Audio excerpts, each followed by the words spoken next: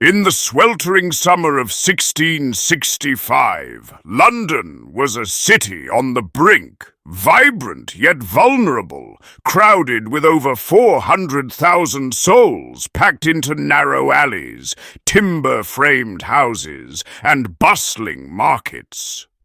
Beneath the hum of daily life, something sinister was stirring.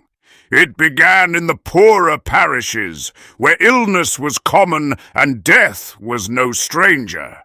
But this time, the sickness spread faster, struck harder, and refused to be contained. The Great Plague had arrived, the last major outbreak of bubonic plague in England, and one of the deadliest chapters in London's history. The disease was caused by Yersinia pestis, a bacterium carried by fleas that lived on rats, which thrived in the city's filth and decay. But in 1665, people didn't know that. Germ theory was centuries away. Instead, they blamed miasma, poisonous air, and tried to protect themselves with burning herbs, sweet-smelling posies, and even tobacco smoke. Some believed it was divine punishment, others thought it was planetary misalignment. Science and superstition collided in the face of fear. As the death toll climbed, panic gripped the city. The government ordered infected homes to be sealed shut, marked with a red cross and the chilling inscription, "Lord, have mercy upon us." Families were locked inside, condemned to die together.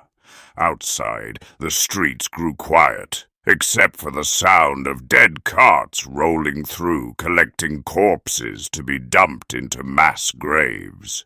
The cry, "Bring out your dead," became a daily refrain. Weekly bills of mortality listed the number of deaths, turning tragedy into statistics. In some weeks, over 7,000 people perished. Entire neighborhoods were abandoned. Commerce halted, churches closed, the city held its breath. Plague doctors roamed the streets in their infamous beaked masks filled with herbs meant to filter the air.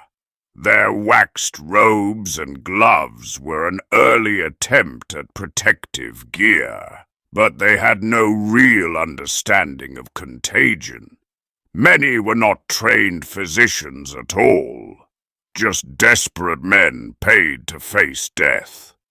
Meanwhile, the rich fled to the countryside, including King Charles II and his court, leaving the poor to suffer alone. The social divide widened.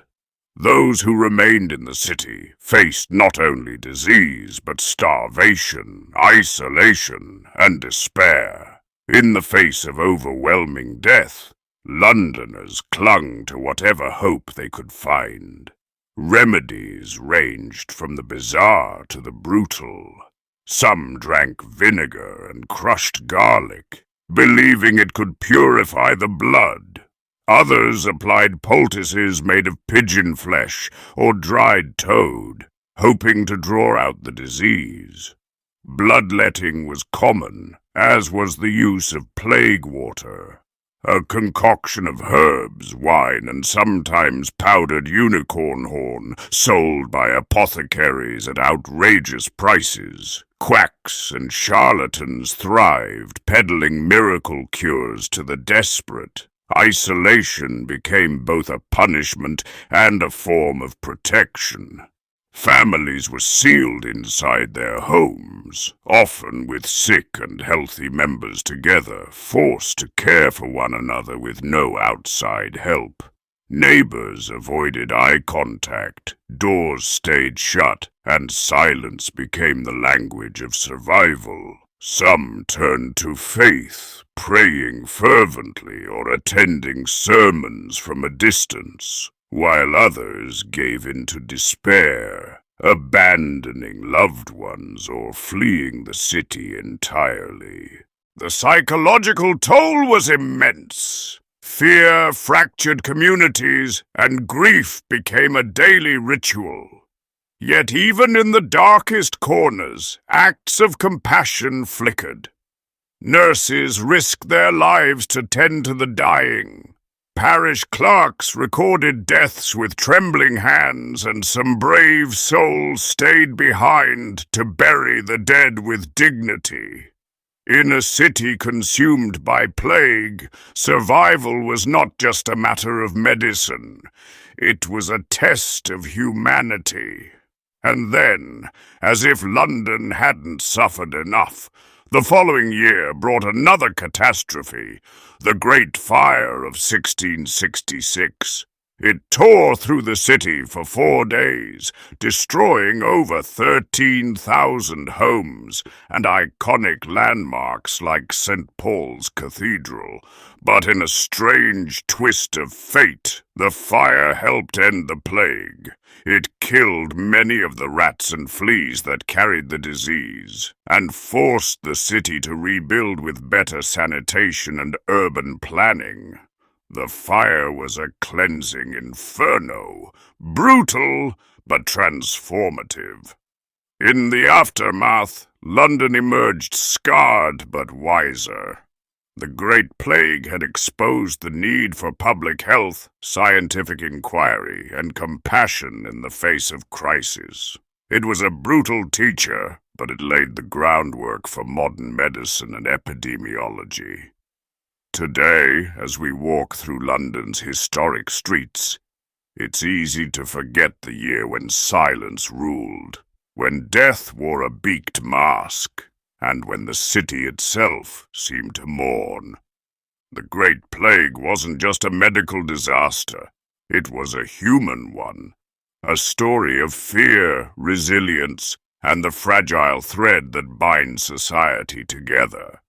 If this glimpse into London's darkest hour moved you, imagine what more history has to reveal.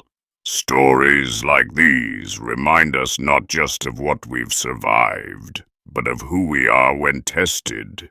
If this glimpse into London's darkest hour moved you, imagine what more history has to reveal. Stories like these remind us not just of what we've survived, but of who we are when tested. If you want more tales of resilience, forgotten truths, and the echoes of humanity through time, subscribe and join me on this journey into the past.